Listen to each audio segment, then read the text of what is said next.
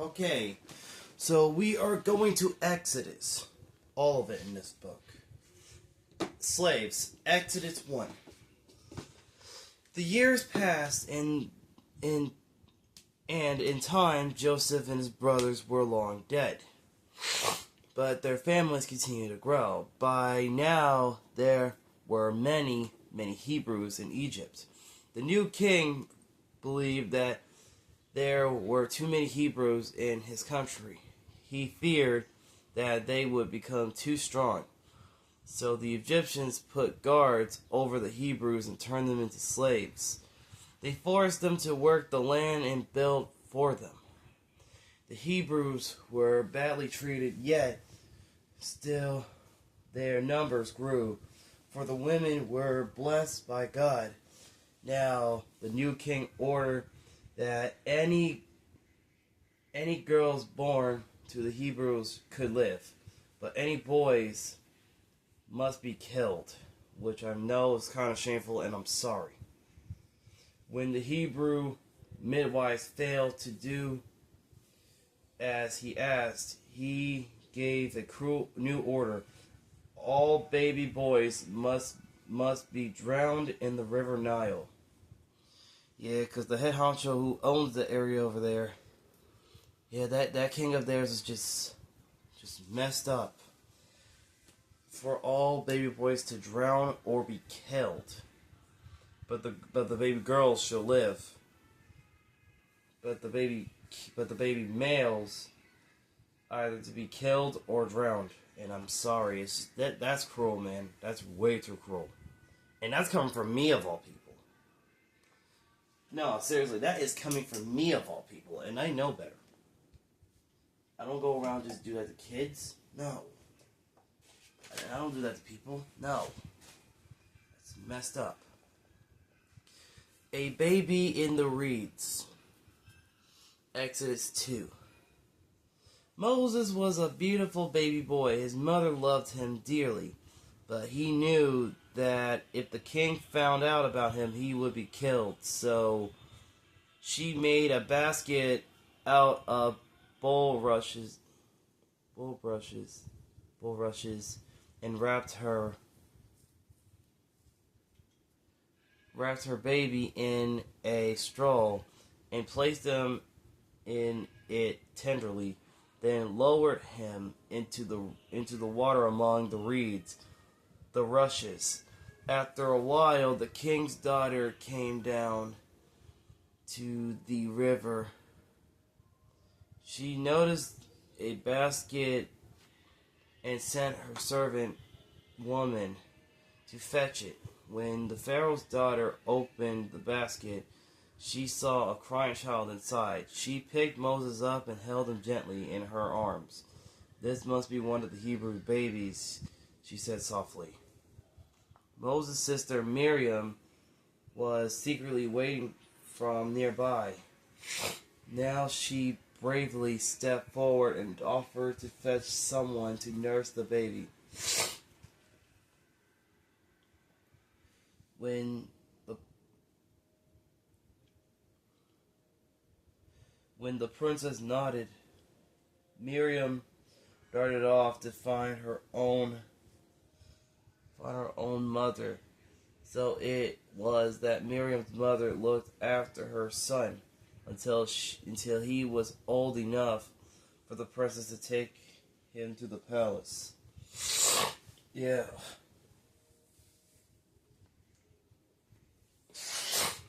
Thanks to Moses' mother that saved him from being killed by making that basket out of the bulrushes and wrapped the baby in there. Yeah, because if he stayed there, he would have died. It's a good thing Moses' mother intervened and helped that child away from here. Because the head honcho from this part gave that cruel order, gave that murderous order, which I don't think any male children deserve this. And I wouldn't go, and that's going too far. That's too far for that, and I don't do that. No, Lord, no. Okay, then the next chapter. Okay, the next one is the burning bush. Exodus 3-4. When Moses grew up, he was shocked to see how the Egyptians treated his fellow Hebrews. After killing an Egyptian for beating a Hebrew slave, he had to leave Egypt and became a shepherd. One day, while Moses was tending his sheep, he noticed that a nearby bush was on fire, yet the leaves on the bush were not burning. As he stepped closer, he heard a voice of God, "Take off your sandals, Moses, for this is a holy ground. I am the God of your father, the God of Abraham, of Isaac, and Jacob." Moses hid his face in fear. The Lord said, "I have come to rescue my people and bring them out of Egypt into the promised land. You must go to the Pharaoh and demand that he freed them." Moses was terrified at the thought of speaking to the Pharaoh, but God told him that he would be with him and that he should tell Pharaoh that I was Yahweh who sent him. He promised that he would perform many miracles so that in the end of Pharaoh will let the Hebrews go. Moses was scared, but God would not listen to his excuse and sent him back to Egypt, although he sent Moses' brother Aaron to help him. The Hebrew word Yahweh is a sacred name for God among the Jewish people and translate as "I am who I am."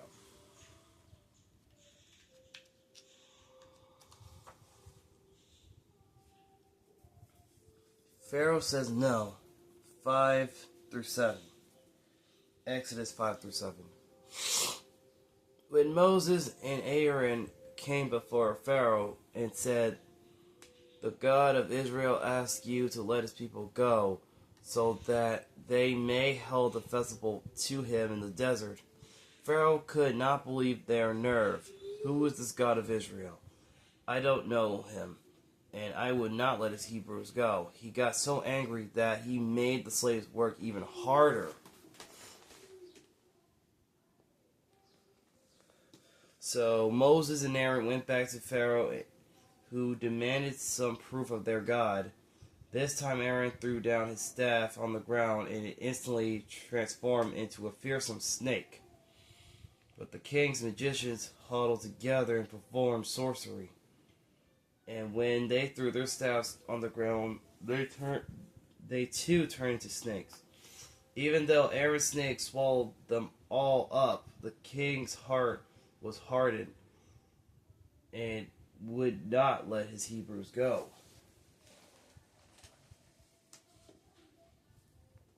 Yeah, that sounds like God's plan, alright, to harden the Pharaoh's heart for this one, because he still won't let God's peoples go.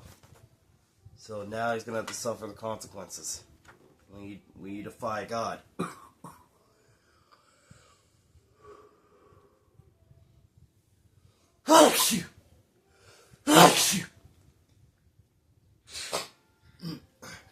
Excuse me, sorry about that. Sorry. Excuse myself, audience. Sorry about this. I'm just trying to spread the message to you, so you guys understand what's going on. To open your eyes and make sure to pick up the Bible to understand it all.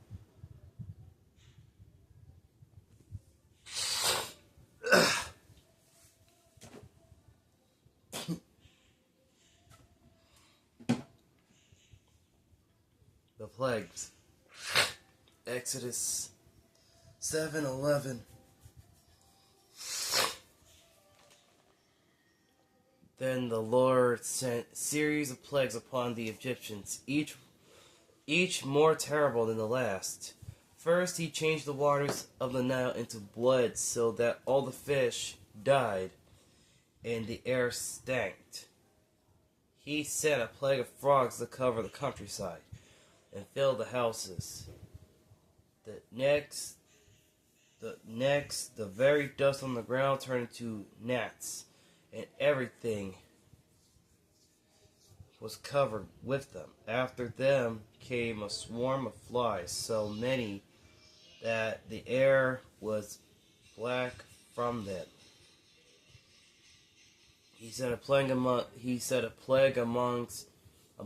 the livestock of the land, but spared the animals belonging to the Hebrews. Then the Egyptians were afflicted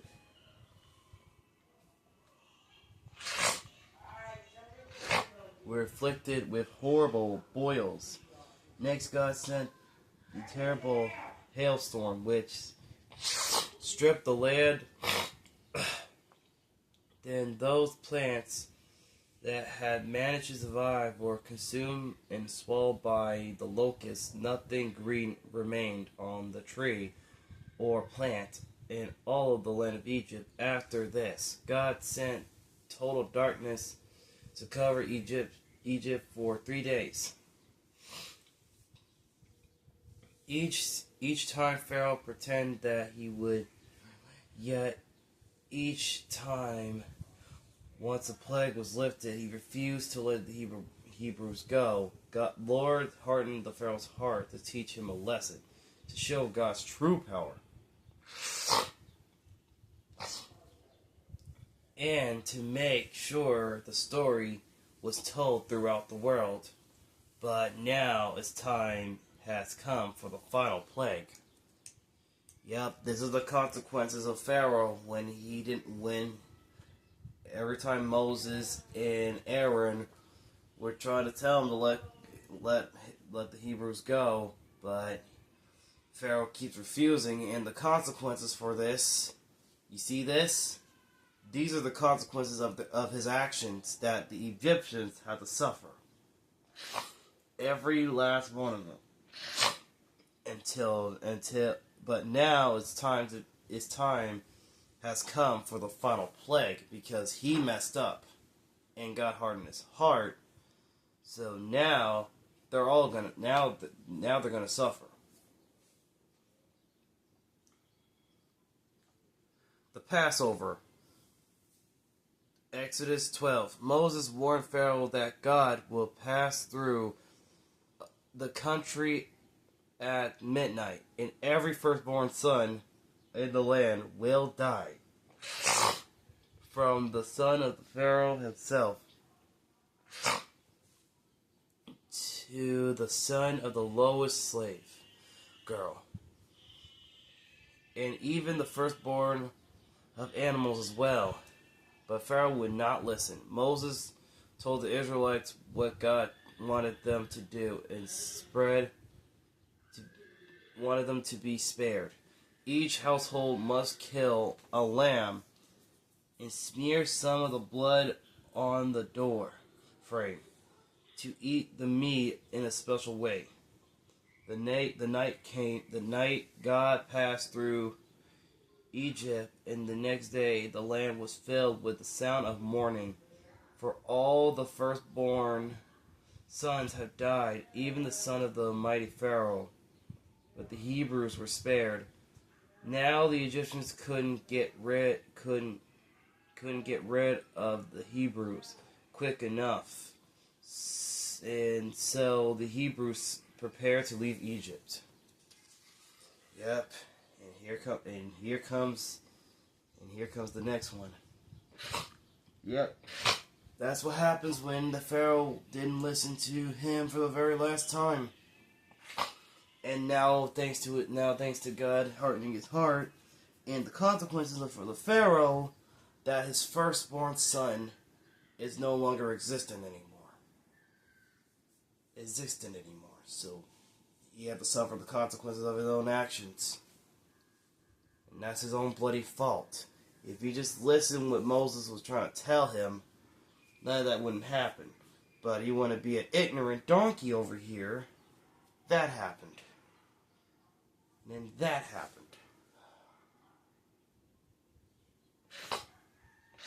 What an ignorant fool.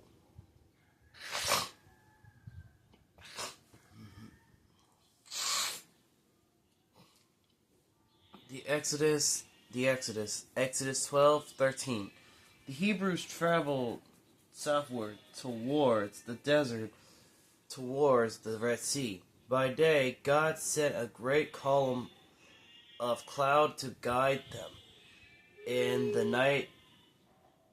And by night they followed a pillar of fire, yet their troubles were far from over. For Pharaoh was regretting his decision to let them go, and had set off with his army to bring them back.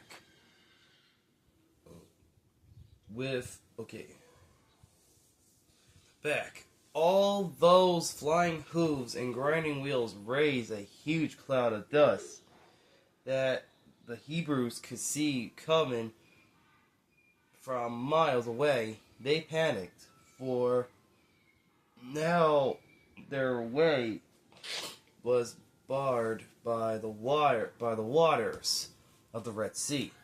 Why did you bring us all this way just to have us killed or dragged back into slavery? Cried the terrified Hebrews to Moses. It would have been better for us to serve the Egyptians than die in the desert.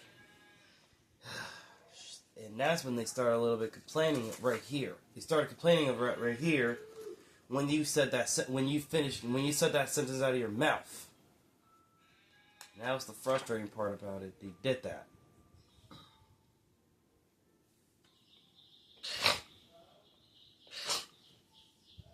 Crossing the Red Sea, Exodus 14.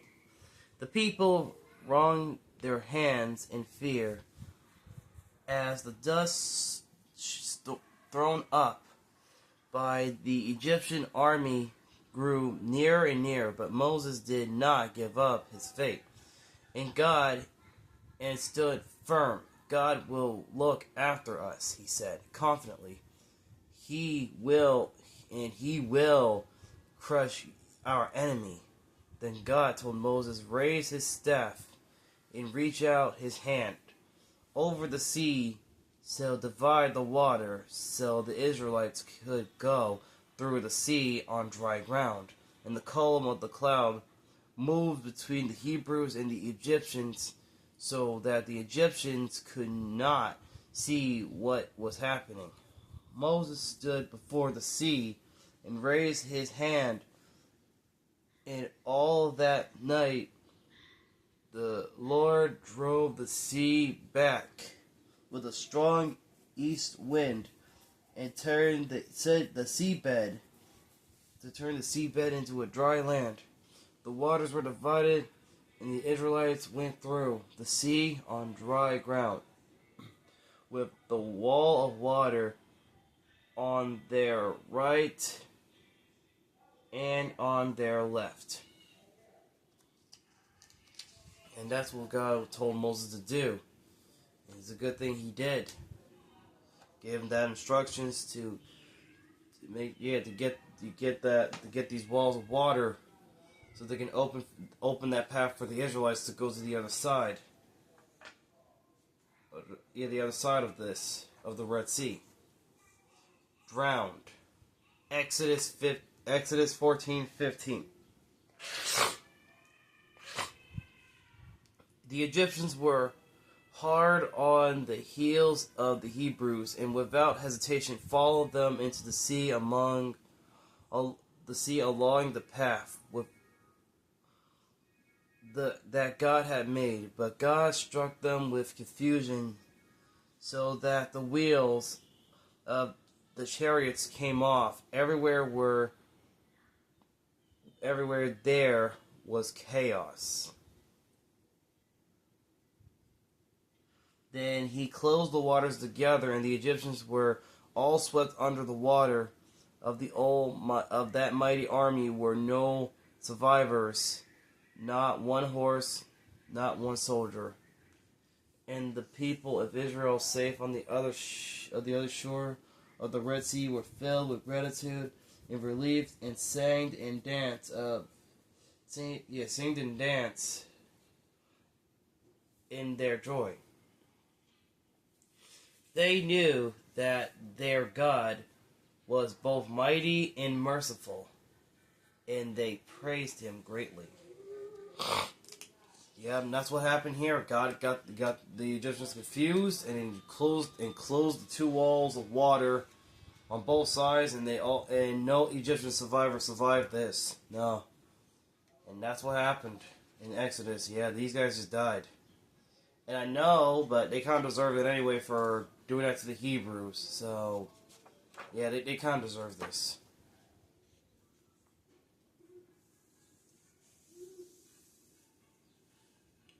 One, two, three, four, five. Okay, so I got 5 pages left. Food and water in the desert. Exodus 15:17. Moses led his people into the hot, dry desert for 3 days. They didn't find a drop of water, and were at last they did, it was too bitter to drink. They forgot what God has done for them and began to complain angrily. God helped Moses to make the water drinkable, but they had to travel onward, and soon they began to complain again.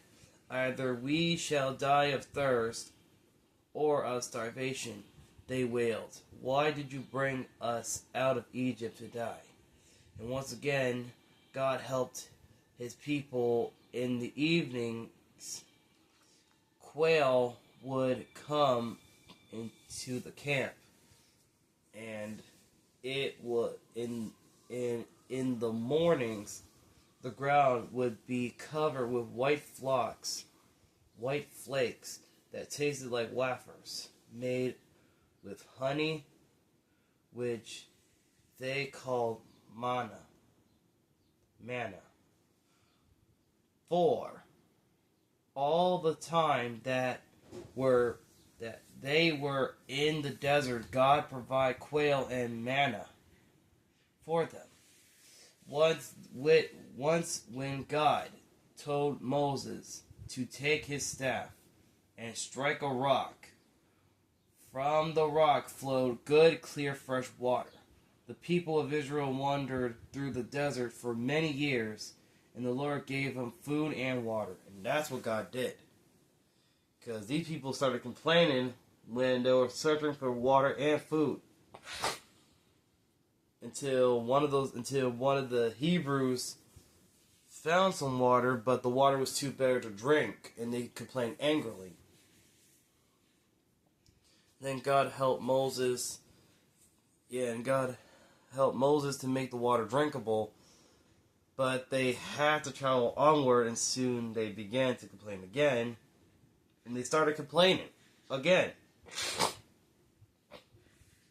Which was very annoying in this chapter, and I'm not gonna lie to your face about this. No, not really. Because the Hebrews that Moses got them out. Yeah, because these guys started complaining when that was happening, and I wish they were grateful for that, but they started to be a little ungrateful for that as well, which was just heinous. And they got to get their act together. The 10 Commandments. Exodus 19:20. Moses had led the people to Mount Sinai. There God spoke to Moses and told him that if the people would honor and obey him, then he would always be with them. The elders agreed to do everything the Lord had told them. Then God told Moses that in 3 days he would appear to them on Mount Sinai. On the morning of the third day there was thunder and lightning, with a thick cloud under the mountain, and a loud trumpet blast. People were trembling and waited at the foot of the mountain. Then God called Moses on the top of it and spoke to him, saying, I am the Lord of your God, who brought you out of Egypt. You shall have no other gods before me. You shall not make any false idols. You shall not misuse my name. Remember the Sabbath and keep it holy. Honor your father and mother. You shall not murder. You shall not commit adultery. You shall not steal. And you shall not tell lies. You shall not envy anything that belongs to your neighbor. Moses told the people that God had commanded, and they promised to obey.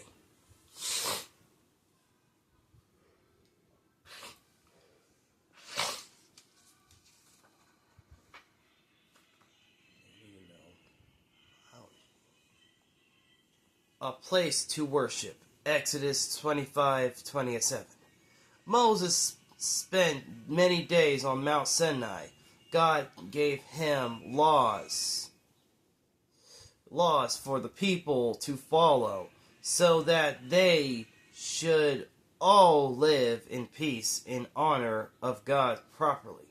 Rules concerning food, cleanliness, sacrifices, punishment, and many other things. But most important of all were the 10 Commandments,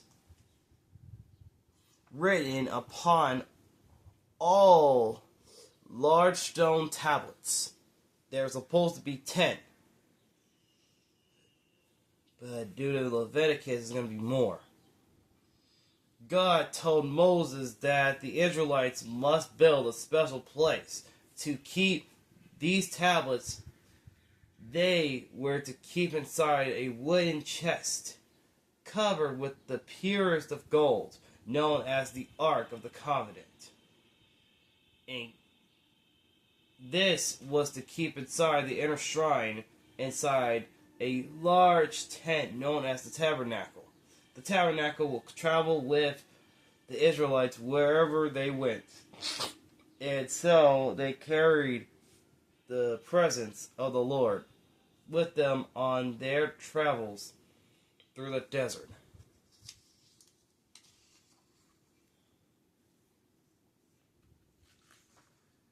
And this is the part that they disobeyed God. Again. Oh man. Disobeyed God on this one. The golden calf, Exodus 32. Moses was gone off the mountain for such a long time that the people began to believe he would never come back down. They asked Aaron to make them gods and lead them, and Aaron told them to all gather their gold jewelry and use it to make a beautiful golden calf, which he placed on the altar. The people gathered around and began to worship it.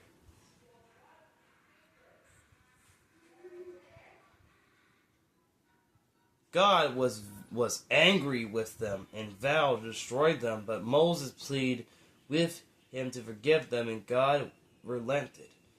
When then Moses went down to the mountain with the tablets, when he saw the people singing and dancing around the golden calf, he was so furious that he threw the tablets on the ground, where they shattered. Next, he burned the calf to the ground into powder. God punished those who had sinned with a plague.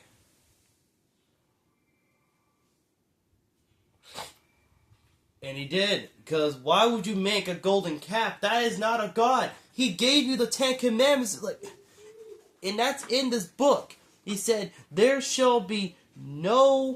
should not make any false idols. But they did. And that was right here.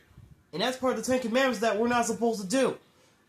There shall be no other gods before me, and and you shall not make any false idols. And that's one of the rules right here. And they just broke that rule. And you broke that rule right here. That we're not supposed to do that. But you did it anyway. Should be ashamed of yourselves for breaking the holy rule of our Almighty. Man, that's not cool. That is disrespectful. You're spitting at His face. At His face.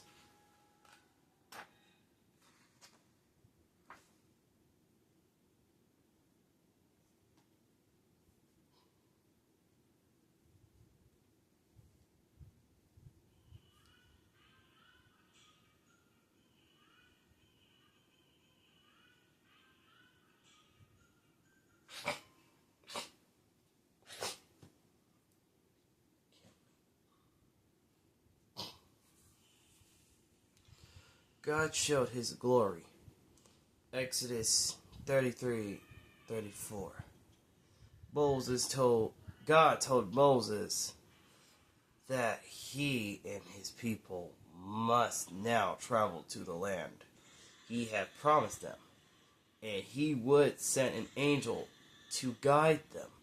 But Moses begged Him to be with them, so the world could see that they were His people, and God promised that He would. The 10 Commandments were placed on 2 new stone tablets.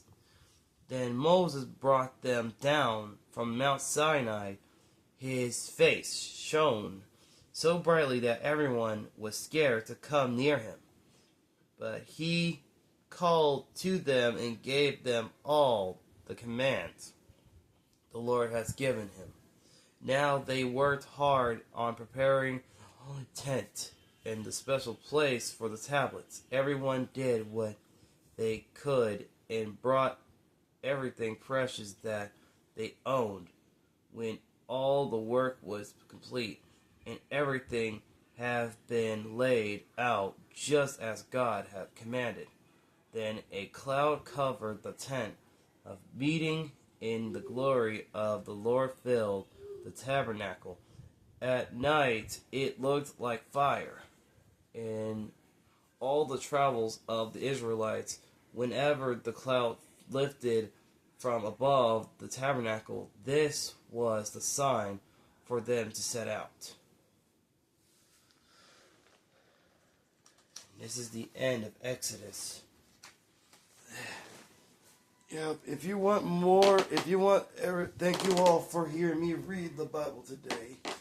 If you want more of the Bible, I'll make sure to read it for all of you to understand what is going on in the holy book of the Almighty, which God is very important of our very existence. Because without God nor His Son, we all wouldn't exist at all.